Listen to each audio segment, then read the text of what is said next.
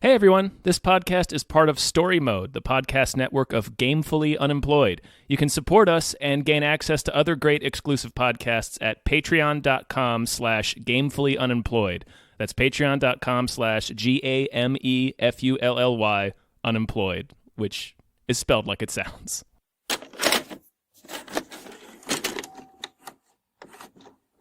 Oh my god.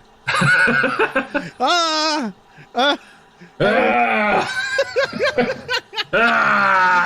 no. Hi everybody. Hello everyone. My name is Stephen Bell. I am Tom Ryman. And we just watched The Fanatic. The Fanatic. Yes.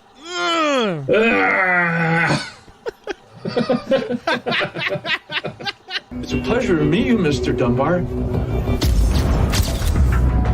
Is Hunter Dunbar here tonight? That's enough. I need to get an autograph. Don't let him do this to me. I'm a fan. I'm a #1 fan. Is it difficult to find famous people's houses? I use my star map app. You have to be careful. I don't want you to be accused of stalking. Hey, you can't just come to my private residence looking for me. Listen, pal, I don't know how you found me, but I don't ever want to see you in this neighborhood again.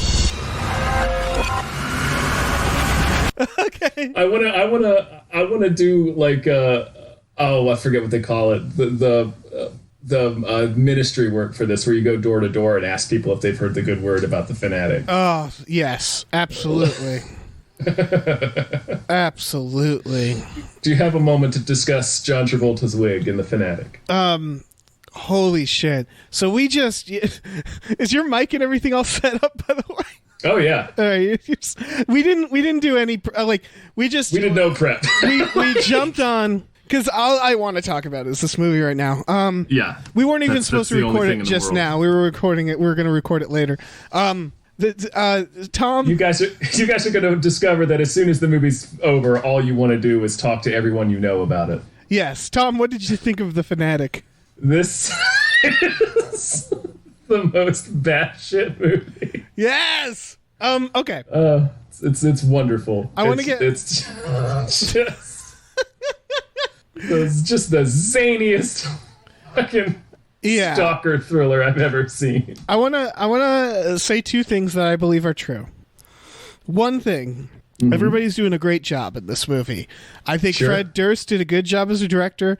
Devon Sawa, great job, fantastic. John Travolta, for what he's doing it. Man, he attacked this. Yeah, he was like, "This is going to be my Rain Man." Oh yeah, he's going for it. Yeah, he is going for it in a way that may be offensive to some people. I don't know. I was going to get to that because this may or may not have set us back like a decade when it comes to like mental health advocacy. Second thing is I guess it's three things because I thoroughly enjoyed this movie. It's great schlock. Yes, I think everybody should watch it. I think again the actors are doing a good job in not an ironic way, like they're doing it. Third thing is the ending of this movie is absolutely nonsense. The ending of this movie is out of control. The ending of this movie felt like Fred Durst telling us all to never break into his house. Yes. Oh yeah. Like. Well, you want to skip right to the ending? Spoilers for The Fanatic. Yeah, spoilers for the very end of The Fanatic, you guys. So plug your little ear holes. Yeah, here's the plug your little ears. Weirdest thing about this ending is that it's not. If this movie was 10 minutes longer, it would be the opposite. Like, this movie seems to want us to think that the ending is Devon Sawa going to jail. Mm-hmm. That's not what's going to happen. And it's weird that the movie thinks that we're going to think that's going to happen. Yeah. Okay. Yeah. There's a lot to cover. Let's start in the 83 minutes that The Fanatic is on screen. There's a lot to discuss. It flew by for me too. It kind of did, yeah. I could have watched another 83 minutes of this. Just him doing his British cop routine on Hollywood Boulevard. Oh my fucking god! The Beatles are here. That was amazing. What That was my decision. God. All right, so John Travolta plays Moose. Moose. Yep, a fanboy with, I believe, autism. Yeah, they never come out and say what his difficulty is, but he clearly has some sort of like social development disorder. Yes. And so, oh man, I would argue that he doesn't just have like autism. I would argue he's also like, he's also a sociopath. And that's the part of the movie that's a problem. Yeah. Because where it's like conflating the two. It's like, no, these are separate things. Yes. Like, he's not doing this because he has a development disorder. He's doing this because he's has an empathy problem. Yes, and I would even say that they didn't have to do any of that. And I wonder if it was John Travolta's idea. I don't know whose idea it was. He commits. So Moose is 110%. Yeah, and I have no idea why they decided to make him autistic, or maybe he has Asperger's. But I don't understand why because it doesn't have anything to do with the story. No, it doesn't. And that's the issue is that it feels like they want it to have something to do with the story. Yeah. And it really doesn't. No, it's sort of it's like a detail. It's not the reason for why he. I think maybe they might have wanted us to actually sympathize with him, because that's one of the things about this movie is when it ended, I'm just like, I don't know whose side I'm supposed to be on. Because I was at times, I was like, yeah, Moose, yeah, you choked Toby. You choked him. Yes, choke that son of a bitch. That weird street magician that keeps harassing him. The high school bully who's in his 30s. Yeah, there's like a rival street magician, like a street illusionist / on Hollywood pickpocket. Boulevard. Yeah, he's doing like a cut purse routine where he's got a buddy that is like picking people's pockets while he's doing his tricks. And like for some reason he keeps harassing Moose to join his act. It's like, what is your problem? Yeah, why do you need Moose? Why do you want this guy to work with you? Well, they first show his like pickpocket assistant quitting on him. Yeah, and then he's like back the next day and they assault him in a bathroom. And then it comes back to him being like, come on, Moose, come on. Like it's the assistant quits. He tries to get Moose involved. Then it's him back with the assistant bullying Moose. I wonder if the scenes are out of order. And then it's him in an alleyway being like, come on, Moose, I need you. And it's like, what happened? Did you break up again with your assistant? Life? Yeah, they have he has a rocky relationship with his partner. Yeah, and I would argue that character is far, far more of a bummer than anybody else in this. The street magician? Yeah. So Moose is like a collector. He's obsessed with Devon Sawa's character. He's an actor whose name escapes me. It's Hunter something. Hunter Dunbar. Hunter Dunbar. More like Hunter Dummy. He does say that, and it's glorious. Yeah. Oh yeah. They don't. Yeah. They do everything. They do everything. Everything you could think of. They use every part of the buffalo. They really do. So he's obsessed with Devon Sawa. And he sneaks into a party trying to find him. I mean, he's not there. He has a friend who's a paparazzi. Can we talk about that relationship? Yeah, she's just the biggest enabler. Yeah, and she narrates the film for some reason. Yeah, that was a weird choice. All right, here's again spoilers. We've already kind of had some spoilers, but I mean, we're wading into them now. When a side character narrates, to me, that implies that the main characters aren't around to tell their story anymore. Correct. That's what that's supposed to mean. And in a way that sort of happens, but not. Also not. Because, spoilers, John Travolta survives at the end. Yeah, he gets his hand blown to pieces, his eardrums blasted out, and his eye cut out. Right. He sure does. Jesus Christ. The ending of this movie is like, what? The ending is so fucking holy shit. Again, it's not that the ending is unrealistic necessarily. It's that it ends like 10 minutes early. Yeah. It ends before John Travolta gets arrested for the inevitable thing he does. So he finally goes to a book signing with Devon Sawa, and his collector store friend sells him for cheap this leather jacket that Devon Sawa's character wore. in a movie, and he's like a kind of a B movie actor. He's like a horror actor. Yeah, and he gets to the front of the line, and Devon Sawa has his ex-wife, we assume the mother of his child. Shows up with his kid. Shows up, and so he has to leave the signing, and so John Travolta goes after him in the alley, and Devon Sawa is just a real asshole to him. It's interesting how they treat the Devon Sawa character, because like John Travolta, like Moose that's inappropriate. Like you shouldn't approach the guy while he's talking with his family and 100%.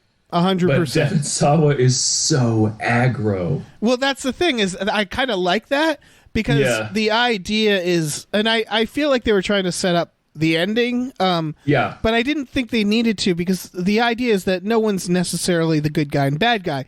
It's there's a gray area, and that's what I liked about Devon Sawa's performance, is that he's an asshole, but he's not wrong.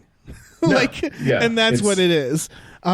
It was, and it's that thing of like, I mean, a lot of people have probably had a bad experience with the celebrity, and that's what they're showing. Bruce Campbell refused to hug me once, which, again, he wasn't wrong. But he could have hugged me. So I went to his house. Big deal. Right. So I went to his house and tied him up. Yeah. So what? We've all been there. Yeah. But so he's like a prick to him, because he's in a bad place. They show that he's a good father. They show that he's like, again, he's an asshole, but he's not a bad person. And they make that very clear, which I liked. It felt like Fred Durst was saying something there about his own experiences. Right, saying something about, look, it's the nature of what this business is. Yeah. That's then the fault there. Right, and part of me was still like, Sawa, just sign his thing. Come on, Sawa. Yeah. But again, he's not wrong. It's just right, and also like this movie could have been just call the police. Like that's what it could have been called. It's like just call the police. The police don't exist in this movie until the very end. So many times where like John Travolta shows up at his house. It's like just call the cops. Just call the cops. Man. Well, he doesn't even at the end, he doesn't call the cops. No, he cuts his eye out. And then he politely lets him leave. And he wraps his hand up and leads him out of the house. That's the moment. Fucking maiming his ass. Yeah, there's a moment in this film where things just get real wild. And I think that's it. It's the moment John Travolta quietly leaves his house. Imagine the ending of like Cape Fear if like Robert Mitchum was just like, well, I'll be off. And then Gregory Peck? Yeah. That's his name. Yeah, if they were just like, you, sir, must leave. And he's just like, okay. You're right. You're right. Yeah. This was out of control. I definitely crossed the line. Yeah. It's very strange. I would say it's the only thing, well, that and how it treats mental health, but like narrative wise, that was my only complaint, was the ending was just batshit. Up until that moment, I was with it. And again, I was still with it. I just started bursting into laughter when it ended. I was like, what? Leads him out of the house. We haven't even gotten to like what makes that ending even most bizarre. But you have to go. I'm sorry, John Travolta. You need to leave. Yeah, you need to leave now. So I should go. So he goes to he finds his paparazzi friend, gives him an app that shows celebrity homes, which if you knew Moose, you would know not to give Moose that. Right. And then like later she's like, wait, you went to his house? Yeah. Like, yeah, what did you think he was gonna do when you showed him this? And she's like, you can't be a creepy stalker. But like, yeah, he's very clearly obsessed. She helps him sneak into a party at the beginning, and then she's like, I can't believe you went to his house. And it's like, what are you talking about? Yeah. So he goes to his house, and does he just hang out outside his house at first? Is that what happens? At first he's hanging out outside, and then Devon Sawa shows up and chases him off. And then he shows up again to leave his letter in the backyard, and that's when the gardener chases him off. Okay, so he didn't... And then he shows up have an encounter third time. And things go very wrong. He didn't have... There wasn't another encounter before he shows up at his house? No. Okay. So yeah, he shows up at his house, and he's like, what the fuck are you doing here? This is my house. I don't want to see you in this neighborhood again. And And I thought that's what he wanted to give them the letter. He wanted to give them an apology letter at first. Yeah, he tries to give him the letter at that point, but then he tells him to get lost, and then writes his name on his chest. It's like, you want me to sign something? I'll sign your fucking chest, John Travolta. Yeah. And at that point, see, this was the point where I was like, oh, well, Devin. But also, if I was John Travolta, I'd be like, well, that's probably good enough. But of course, it's not good enough for him. Because I would love a shirt that I was like if Bruce Campbell didn't hug me and then accosted me and angrily signed my shirt, his name across your shirt, I'd be like, well, that's a collector's item right there. Yeah, that's a story. I got a shirt that Bruce Campbell spitefully signed. To get rid of me because I was harassing him at his home. So yeah, then he kind of spirals. All this time they keep cutting to him playing the British cop. We should explain that a little more. That's it. You know how on Hollywood Boulevard, on Hollywood Boulevard, there's like the people who dress as Spider-Man and stuff. That's what John Travolta's doing. I thought this was going to play into the plot. It really doesn't. But not really. He's just in the sense that he's like somebody who's very, very obsessed with movies and the movie industry, and this is as close as he can get. Yes. Yeah, that's what it felt like. And it mattered for the character, just not for the narrative. For the, I was wondering, is he gonna use that police uniform to sneak in somewhere? Or I don't know. Is he gonna dress like a Bobby to sneak in somewhere? Yeah, he dresses like a Bobby with a fake mustache and goes and does a bit where he's just the wildest British. It's John Travolta doing a bad British accent on purpose. Yeah. So just, oh my God. It is a shocking moment of the film when you realize that this is happening. Yeah, because when they show him putting on the uniform and the mustache, and you're just like, oh, what is he going to do? What is he going to do? What sort of sex crime is he about to commit? And I guess just enough for the 95% of the movie, he is the closest to a police presence in the film. Yeah, his British John cop Travolta. character. Yeah. So yeah, he's doing that, and it's wild. That's what he does. That's what he does for money. Yeah, and he rides around on a little moped. And again, he's like a fully realized character. I wanted. What they're trying to do is like a 1 hour photo. 1 hour photo was another one with Robin Williams playing a guy who was like there was clearly something wrong with him, but they didn't go like autism with that. No, he had an issue. Yeah, well, the reveal of that is that's a fantastic reveal. It's a devastating reveal of that movie, but and I felt like they were trying to kind of Travolta was thinking about that when he was doing this, of like a sympathetic but kind of a scary, a sympathetic person who is the more you spend time with them, you're like, oh, this person's real creepy. Yeah, and sinister. Yeah. And so, he gets into a spiral where he's angry at the actor because he's an asshole to him. That's what he calls him, Hunter Dummy or Hunter Dummy. Yeah, Hunter Dummy. Yeah, he talks at the mirror a lot. There's a lot of purposefully cringe moments in this. Where it's like it's supposed to be you don't want to look. Like him before he meets him, he's practicing meeting him in the mirror, and he talks to him in the mirror all the time. Yeah, and it's that where he's all he's got.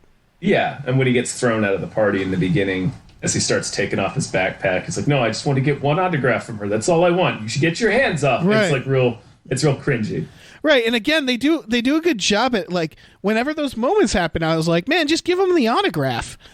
He's not asking for much. He doesn't have a great life. Give him a fucking autograph, which I know is obviously not the right instinct. Right, if somebody came to your house and was like, give me I wouldn't either, even though it seems simple, because it's I don't want to reward somebody showing up at my house. I get it. I get it, but Travolta's playing it so sad that even when he has him tied up, I was like, come on, Sawa. Just work with nice to him. Just work with him, Sawa. Just let him light you on fire, Sawa. Boy, that turned so fast. Yes. When he does the visualization thing. Yes. Oh, yes. That's another he uses moment.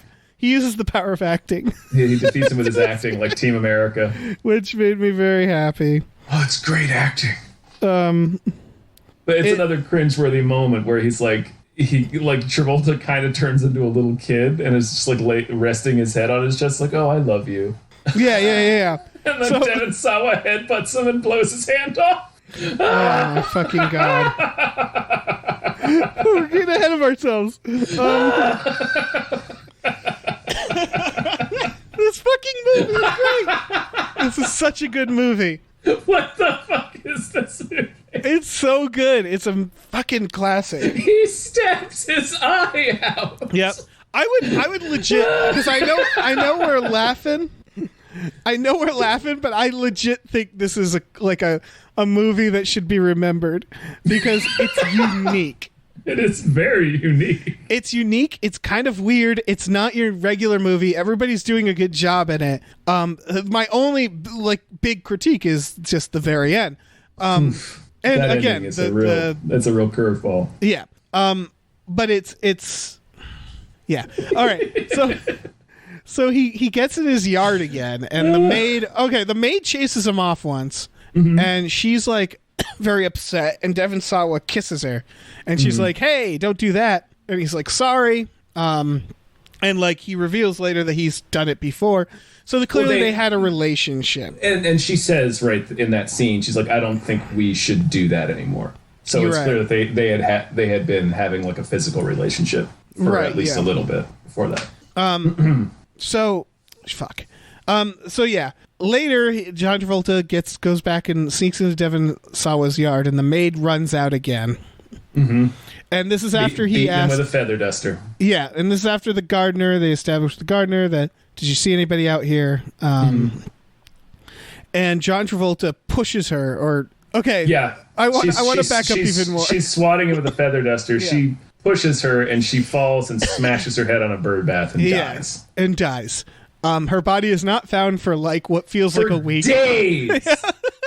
Nobody's looking in that backyard. He's at home with his son. She's just rotting in the backyard, which, in fairness, I spend most of my days inside. So depending on who you are, there could be a body in my yard right now. Exactly. Yeah. I want to back up a little to talk about the real villain of this movie. Which is the old wise security guard. Yeah, the guy that like encourages him to attack people. Well, I get it, because he catches John Travolta getting picked on in the bathroom by what's his name, and the magician Todd the street magician. Todd the street magician, and he says you need to learn to stand up for yourself, Moose, and he's not wrong. And he's like, "You're a good guy. You shouldn't let him push you around." Then later, when he sees Moose in the alleyway, and Moose harasses him, he chokes Moose. Not Moose. Todd harasses Todd, the Moose. street magician. Moose chokes out Todd. Right, while screaming a truly insane threat into his face. Yes. He says, I wish Freddy Krueger would appear and chop off your head, and it would roll into the street and get squished by a truck, and blood would splatter everywhere. Right, which again, the whole time he's supposed to be a horror fanatic. Yeah. The scariest of fans. And he has, his hair. Can we talk about his hair? Yes, we can. I feel like, all right, hold on. I want to get through this. Yeah, the point of what you were saying, yeah. Yeah, and so he chokes him out in a truly chilling way. The old security guy watches the whole thing, and then when Todd runs off, he's like, goes to the security guy, like, "I'm sorry." The security guy's like, "No, Moose, I'm proud of you. Way to assert yourself." You and did like, good. Yeah. It's like, don't encourage that. Yeah. So basically, he asserts himself later by shoving the maid into a bird bath, where she cracks her head open and dies. Mm-hmm. Yep. All right. You want to talk about the hair now? I want to talk about the hair. He's got Billy Ray Cyrus hair. Billy Ray Cyrus completely shaved the sides of his head. Yes. It's a fascinating choice. It is, because it is a choice. Because he's doing that. All right. I get the idea that he's on the spectrum or something like that, but that's not an excuse for having. No, I'm just talking about the filmmaking standpoint. Well, I'm trying to think of the motivation. Like maybe, and I relate to this. He doesn't like hair around his ears, which I relate to. So maybe because it's not a natural occurrence. No, this is an the only thing I can think of is the obvious thing. It's just this is a way to immediately show you that he does not socialize Right. in what is considered a normal way, quote unquote. Right. I'm just trying to get inside the character's head and figure out why he would do that. I think it's like he cuts his own hair. Obviously. Oh yeah, obviously, yeah. He shaves around the ears because he likes it. He has it's Billy Ray Cyrus. It's a Caesar front. Yeah. A Billy Ray back. Like the George Clooney Caesar cut from the 90s in the front. Billy Ray in the back. It's impressive. It's impressive hairstyle. It's such a landscape. Like, the idea is to show someone who doesn't care about style, but honestly, it would be like... I feel like he has his finger firmly on the pulse there. Yeah. Well, it would be, hard to do that hairstyle. Mm-hmm. I would argue. It takes some navigation, yeah. You gotta really... It's a plan. Yes, it's a plan. It's it's matched. Like, both sides are shaved perfectly to match. It's... Wow. Yeah. It's a real work of art. It is. So he kills the maid. And this was the moment I was I'll use the term offended, I guess, where I was like, oh, don't do that. Because up until this point, again, he's supposed to be on the spectrum. There's something. They're pointing towards that direction, and he kills the maid, and then he just starts talking at her.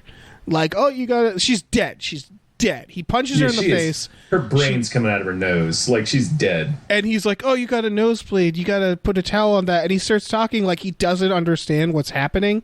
Like, fundamentally doesn't understand that he killed her. And it's like, that's not a thing. Don't do that.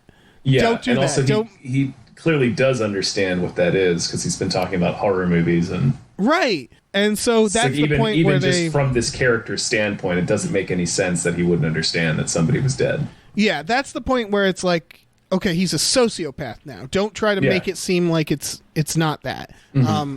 And so it's a hard turn in that character. Yeah, and he doesn't tell anybody about it. Like, no, he doesn't. He just leaves her never there. Thinks about her again. Yeah, it's a bizarre decision. Yeah, what I thought was going to happen, which I think would be more interesting, is that he legit freaks out because he isn't a sociopath, leaves the yard, and that continues it where Devon Sawa finds a fucking corpse in his yard. And that would ramp up. What's interesting about this movie is that it is like Cape Fear-ish, but unlike most stalker movies, it's told from the perspective of the villain, of the stalker. Which is it's on purpose. They knew that was subverting it. I'm sure, because then he breaks into Devon Sawa's house, and it's just living there. Like when he's hiding under the kid's bed. Oh yeah, he reaches out and grabs one of the toys. Yeah, they go like a day and a half without noticing that John Travolta's in their house, just living in their house. And this is after the maid has been killed. Yep, they are very unobservant for a very long time. Yeah. He hides in the closets. Yeah. He uses a toothbrush. He uses the toothbrush. He eats their food. He hides under the bed. Steals the toy. He's like a goblin. Like they drop a toy and it goes like under the bed. The kid's like, you gotta look under my bed for John Travolta. Yeah. Dad, John Travolta's under my bed. Yeah. And then Devon Sawa falls asleep in his chair, and John Travolta kisses him on the forehead, which I was like, aw. He's tucking Devon in, and he puts a little blanket over him, and he takes a picture with him, and then sorry, I just remembered. This isn't the end of the movie. It just occurred to me that this isn't even close. Yeah, he sleeps in the chair next to him and then just wakes up the next morning and leaves. And like, this isn't the end game. And Devon Sawa then gets up, dead maid in the backyard. And nobody's finding that maid yet. Nope. He just goes, he leaves with his son. Oh, man. They go driving, and then Devon Sawa's to his son, to his 10 or 11-year-old son, is like, you want to listen to some music? You want to listen to some Limp Bizkit? You like the Bizkit? I was like, oh, puts on Fred. a Limp Bizkit song. It's like, oh, Fred Durst. Oh, Fred. Did we point that out? This is written and directed by Fred Durst? I think we must have. Yeah, that's the most important thing. Yeah, that was like, I know that Fred Durst did that knowing it would be funny. Like he must be self-aware enough to know that having Devon Sawa spend like a minute being Talking like, how great is Limp Limp Bizkit? Bizkit? Like I was waiting for a different wink. I was waiting for him to like turn on the radio and be like, oh, I hate these guys or something. Right. Or like, oh, these guys used to be good. Like, yeah, his kid to react in a way that a kid in 2019 would react. Right. Be like, who's Limp Bizkit? But I kind of appreciated Fred Durst being like, you know what? I'm going to suck my own dick for a second here. Yeah, everybody just watch for a minute. I'm going to blow myself. Yeah, and I know that you know. We all know that this is a joke. We all know what I'm doing, but I'm going to do it. I'm going to do it. So we're just going to watch me do this for a few seconds, and it's done. It's done. Yep. Done. We can move on. That was fucking fantastic. That's pretty great. I really appreciated that because that's going to be a moment when this becomes a classic, like Cape Fear. When this is in film schools 50 years from now, it'll be discussed in the same lesson as Cape Fear. Yeah, for sure. We're not going to know the context of that necessarily, so it'll seem like a brilliant non sequitur moment. But then film schools will teach like, oh, but that's actually the director. Fred Durst, classic director before he became the next Orson Welles. He was in a band. Little known fact about Fred Durst. I really hope he keeps making movies. This was more, please, more of this. We're making fun of it, but like it never bored me. I was with it the whole time. Yeah, I couldn't take my eyes off of it. Yeah, it might be weird. It might make little sense here and there, but again, I can't stress enough that I really enjoyed this. What a fascinating picture. Yeah. So he sees John Travolta walking from his house that he just broke into, and he pulls over, and in front of his son, he starts like grabbing John Travolta and be like, "I told you to stay the fuck out of this neighborhood." Yeah, he's a real prick. And he makes John Travolta say it. Yeah, says he's going to shove his shotgun up his ass. Right, and John Travolta runs home crying. Oh, is that when he burns all the stuff and he calls him a dummy in the mirror? Yes. Okay, so we skipped around a little bit. Yeah, who cares? This seems like a fever dream. Yeah, and then and then his paparazzi friend shows up, and this is fascinating. She's a fascinating character. This character is baffling. She's like, why does it smell like gasoline in here? Also, I looked on your social media and saw that you have posted that you have broken into his house. And you have taken a selfie with his sleeping body and posted it. You need to stop. Like she acts like he has like a light drug problem. Like, look, I'm your friend. I need to tell you, you can't post illegal shit. Like that's it. She treats it like he posted a picture of him smoking or doing cocaine on. Like you can't put illegal shit online. And it's like, yes, the illegal shit you're talking about is breaking into a man's house. Yeah. And taking photographs with him. You need to call the cops. Yeah. Oh my God. So yeah. And again, it smells like gasoline, as she notes. So like, Tom, if I came over your house, and it stunk like gasoline, and sorry, if you came over my house and it stunk like gasoline, and I had posted a Twitter photograph of me with a sleeping Bruce Campbell, you'd probably call somebody, right? At that point, you wouldn't just be like, "Hey, cut it out, Dave." I don't know. I would like to think that I would be a good enough friend to sit you down and be like, look, Dave, you can't go breaking into people's house. You can't light Bruce Campbell on fire, Dave. Yeah, you can't do this to Bruce Campbell, buddy. You can't burn Bruce Campbell. Yeah. Just that combination of things. But instead he's just like, you know what, get out of here. I hate you. And he kicks her out. And then after blocking her. He's like, I blocked you on social media. Yeah. Get out.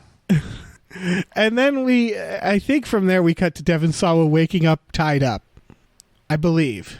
Yes. Devon Sawa wakes up in bed and he is completely tied up. Yep. And John Travolta is with an uncomfortable amount of tissues in his mouth. Yeah. I don't want to know what those tissues were used for. You know what they were used for. All right, fair enough. He pretends to be dead next to him, which at first I thought, what a great choice that he's like died off screen. But he says, I jigsawed you, and gets up. And he's doing all these horror movie tropes. He dresses as Jason Voorhees. Yep. He pretends to stab him. He pretends to light him on fire like Pulp Fiction. Yeah, he keeps saying, Reservoir Dogs, he keeps saying Mr. Blonde. Yeah, my bad.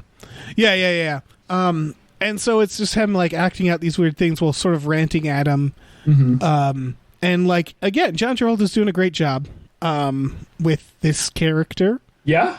It's as wildly offensive as it probably is. Yeah. Can't stress that enough. But he's doing it. Like, he's committed to it. Yeah, he's committed to it. And Devon Sawa's doing a great job in this scene of like trying to reason with him, and he finally he uses the power of acting to. Yeah, he uses his acting power, his acting talent. He swore he would never act again. Just like Team America now. But he tells him to envision them like going out and partying and having a great time, and all he has to do is untie him. And so he unties him, and Devon Sawa headbutts him. Yeah, he's like, he unties both of his hands, and like, you know what's happening. It's not a bad moment because it's just like, it's kind of, I mean, it's tense, but it's also kind of a little heartbreaking because you do feel bad for John Travolta. Right, because John Travolta's reaction is just to cry when this stuff is happening. Yeah. He goes like, after he gets both of his hands free, he's like, put her there, and he shakes John Travolta's hand and then headbutts the life out of him. Yep. And then just a skull-crushing headbutt. Yeah. And then it turns into a slasher movie. Yeah, well, this is a fascinating thing, is that he sleeps with like a shotgun next to his above bed, his bed, a loaded shotgun. In fairness, in this situation, that wasn't a bad idea to have that there. And then he takes out like a scream knife, like a hunting knife. He's a hunting knife, yeah. So he blows away John Travolta's fingers.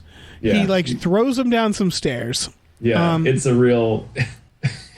There's some real cruelty on display. And when he took out the knife, I thought, oh, is the twist of this movie going to be that Devon Sawa was a serial killer? Like, is the twist going to be a reveal that this actor is actually a maniac? I think that's part of the reveal. Part of the reveal, but then not. Because then he stabs John Travolta in the eye, and then he's standing over him, and he seemingly snaps out of it. Yeah. And he's like, oh, what am I doing? Yeah. And so at this point, you'd think, okay, pick up your phone. Yeah, it is. Call the police. Once again, this movie could have been called Just Call the Cops. Yeah. And at this point, time to call the police. You feel like, okay, the movie is over. The movie's over. The tense, like this, what happens is they call the cops come. And instead, he like helps John Travolta up, gives him a towel for his hand. He wraps his destroyed hand up in a towel. Yeah, and then he ushers him out his door. Yeah. And John Travolta, like, weeping, just leaves. And I get, the idea that maybe he felt bad for him. Weeping, yeah. And I think that's supposed to be the idea, but, like, if you feel bad for him, call the police. Because the police, like, he needs to go somewhere. Like, he's clearly... he's already killed a person. Yeah, Devon doesn't know that, but, like... That's true, yeah. He did break into his house, tie him up, and threaten to kill him. And, like, at this point, like, he clearly needs help. Yeah. But he lets him leave. And then John Travolta's wandering down the street, and I loved this moment. This was fucking dark and fantastic moment. He's got one eye out. He's bleeding everywhere. His hand's all gone. Over the Walk of Fame, yeah. Yeah, he's crying, and two tourists walk by, think he's one of those street performers, and takes a picture with him. And I love John Travolta crying, still tries to smile. Still tries to smile, yep. And it was like, fuck, yes. Because the whole point of the narration, and again, there's some good stuff in this, because at the beginning she talks about how Hollywood, like, chews you up, and, like, it takes a lot out of you, and people try to pick themselves back up. And that's the idea behind this character, is that he's such a sad person that's trying so hard to work out, for things to work out for him. Like, he clearly needs help, and so that moment of, like, he's on the street, he's bleeding, needs so much help, and he's still like, everything's good, like, I'm gonna smile, is a fantastic moment. Yeah. Like, this character would probably work out if he didn't they didn't make him a murderous sociopath. If they just made him, like, again, 1 hour photo is a good milestone for this, because they do it in a way that it's like he's doing bad things that are wrong, but ultimately you're like, oh, I get it. I get where he's coming from and what the problem is, because he doesn't hurt. I don't think in 1 hour photo he doesn't hurt anybody. He just he catches, fantasizes about it, right? Yeah, he catches the husband cheating on the wife, and he becomes obsessed with that because he sees this perfect family, and then he spoilers for 1 hour photo. He breaks into the hotel where they're having an affair, the husband and the girlfriend. He forces them, I think at gunpoint, to do sex positions and takes pictures of them. And it becomes extremely clear that this is a thing that happened to him in his youth. And so it's just like, oh, fuck. Like, it's heavy. And, like, this movie kind of brushes upon those ideas of, like... We get a brief scene, of him as a little kid just parked in front of the TV while his mom's banging dudes in the background. And again, I think the part where he smiles for the photograph is tremendous. Like, I love that moment. Yeah. But then this happens. Then this happens. Then the rest of the movie happens. Yeah. Then Devon Sawa, the police come to his door. Yep. And I thought, oh, good, he called the police. No, he didn't. No, he didn't. The gardener called the police because somebody found the maid's body. Somebody found Dora the maid's body just laying in the yard for days now. Yep. And the gardener, like, points at Devon Sawa, implicating him. I don't know why. Yeah. I don't know why he thinks it. And the cops, without question, arrest Devon Sawa. Yeah. And they take him in like, this is it for him. He's going to jail. And then they show, like, John Travolta on the street and his friend finds him. And then the movie ends. Yep. And it was like, no, if the movie was around for 10 more minutes, what would happen was the cops would go see all the blood, the DNA of multiple people in Devon Sawa's house, see the rope, see the social media posts, let Devon Sawa go and arrest John Travolta. And arrest John Travolta, who is easy to find. Yes. As he is bleeding all over Hollywood Boulevard. Yeah, the movie wants us to think it's going to end with Devon Sawa going to jail and John Travolta getting off free. And it's like, no, that's not what happened. That's not what's going to happen. No. That's not that day he's going to be let out of prison. Right. Yeah. Like, that day the roles would be reversed. It's such a weird choice to try to convince us that that's what's going to happen.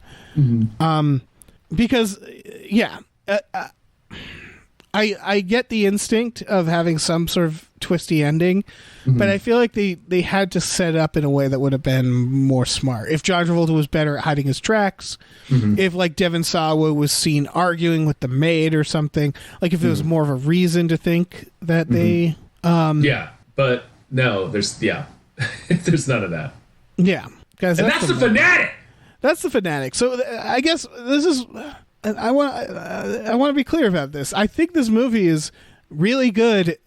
I think this movie is very close to being a very good movie. And the decisions that I think hurt it is equating John Travolta's condition to being a murderer, to being dangerous, to being evil. Yeah. And the ending being so weird. Yeah. So incredibly, those two things, they're two very small parts of this movie, but they make a big difference. Yeah. And I suspect that's why this has a low score on Rotten Tomatoes, why critics didn't like it. Did audiences like it? No, I don't think so. I don't think anybody liked this movie. I find that hard to believe. Yeah. I mean, I get it. It's schlocky. It's schlocky, but in a way that's thoroughly entertaining. Yeah, for sure. But yeah, it's also damaging. It is. Yeah, this is not helpful. No, this is not a helpful portrayal. It's not putting out anything good into the world, because the idea at the end is sort of like Devon Sawa goes to jail and they're like, poor Devon Sawa, see? And it's like, no. Like, I don't think that's what would have happened. No. But I reject that. Yeah, I reject that ending. I don't reject the film. No, I watch this fucking movie. Watch it. Yeah, I think gather round. Yeah, I knew the acting of John Travolta is exactly what you'd sort of expect. He's never been he's never been known for not being able to do shit like this, you know? Like, yeah, he's also never been known for his subtlety.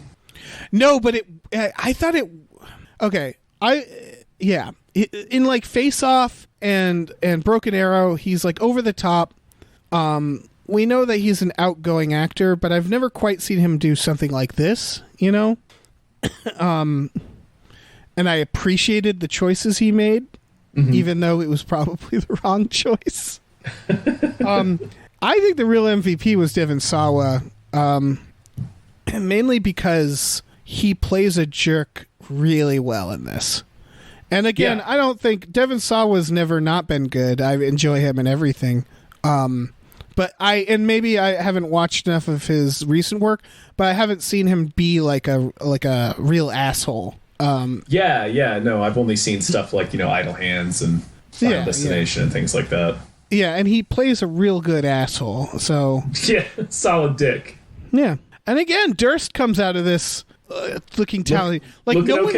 No one's talent is in question. It's the judgment. It's the writing. There's some decisions that were made, and so it's like, I don't know about that one. Yeah, and they are pretty. They're like, the judgment is bad enough that it's like, man, like, you kind of lost me. Oh fuck yeah, man, what a motion picture. Yeah, we might have to talk about this again, right? Adam Todd Brown wants to do a best bad movie about it. That was one where the moment he's like, I love this film, I want to defend it, I was like, of course you do. Like, I haven't even seen it yet, and I was like, of course he likes it. Of course you love this movie. Yeah, I'm excited to do that, to talk about this movie for another hour. Oh, 100%. All I want to do is talk about this film. Yeah, and I encourage people to, I think, see it. Just sure. Understand that it's not a... the way it handles mental health is, I believe, like, I would say it's a very damaging way to handle mental health, except I don't think for a second anybody's going to be convinced by this movie or influenced by it. Does that make sense? Yeah. I mean, it's still a bad thing to put out there. Yeah. And it shouldn't be taken lightly in that regard. No, for sure. But it goes very interesting places. They really just needed to make him more of I don't know. They needed to lay off of that and make him more like a desperate person trying to make it. Right, just a sad person. Just a sad person. It was, like you said at the top of this, it doesn't have anything to do with the character, like with the problem, with the conflict.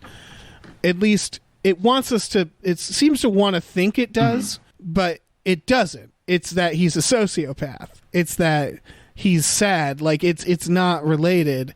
So it's a weird decision. Yeah.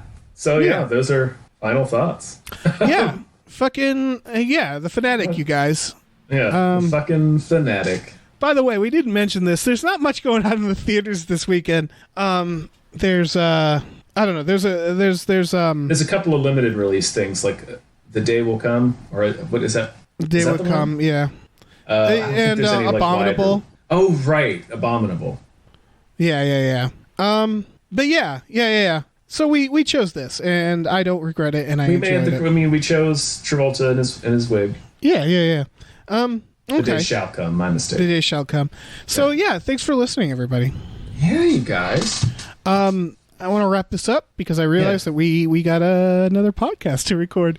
You should check out our Patreon, patreon.com/gamefullyunemployed. We have exclusive podcasts like Tom and Jeff Watch Batman and Fox Mulder is a Maniac. Yeah. There's all sorts of tiers. Check that shit out. Thanks for listening. Tom, you want to plug our store? I do. It's tpublic.com/store/gamefullyunemployed. You get shirts and posters and all kinds of stuff in there. Click on that shit. Yes. And watch The Fanatic. Watch The Fanatic. Just keep it on in a perpetual loop. Yes.